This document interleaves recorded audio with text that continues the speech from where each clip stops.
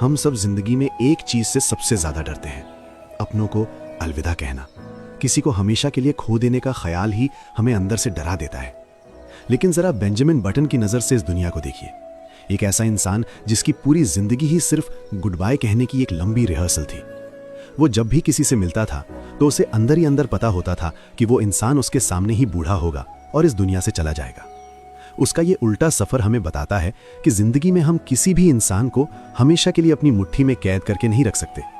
लोग हमारी जिंदगी में आते हैं, कुछ सिखाते हैं और फिर वक्त उन्हें हमसे छीन लेता है। और यही इस सफर की सबसे खूबसूरत और दर्दनाक हकीकत है। बेंजामिन के सफर में उसे कितने अलग अलग लोग मिले ना। वो क्वीनी जिसने एक माँ बनकर उस झुर्रियों वाले अजीब से बच्चे को बिना किसी शर्त के अपनाया और उसे निस्वार्थ प्यार करना सिखाया। उसका अपना पिता टॉमस जिसने उसे पैदा होते ही अनाथालय की सीढ़ियों पर मरने के लिए छोड़ दिया था, पर आखिर में बेंजामिन ने उसे भी माफ कर दिया। और सबसे बढ़कर डेजी, उसकी जिंदगी का इकलौता प्यार, जिसे बेइंतहा चाहने के बावजूद वक्त की बेबसी के आगे उसे छोड़कर जाना पड़ा। ये सारे लोग हमें सिखाते हैं कि कुछ लोग हमें माफ करना सिखाते हैं, कुछ बेइंतहा चाहना सिखाते हैं। हमें उनके जाने का अफसोस करने के बजाय इस बात का शुक्रगुजार होना चाहिए कि उनके उस छोटे से साथ ने हमें अंदर से कितना बदल दिया। इस फिल्म में एक डायलॉग है जो शायद जिंदगी का सबसे बड़ा सच है।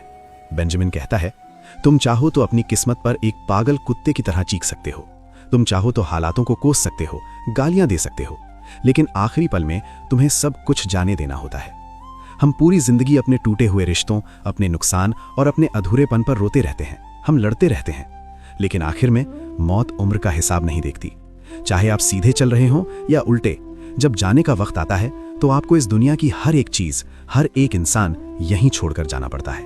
और फिर आता है इस सफर का वो आखिरी मुकाम, कहानी का वो आखिरी पन्ना, जहां एक बहुत ही कमजोर बूढ़ी हो चुकी उसकी हमसफर डेजी और उसकी बाहों में एक छोटा सा मासूम सा बच्चा है।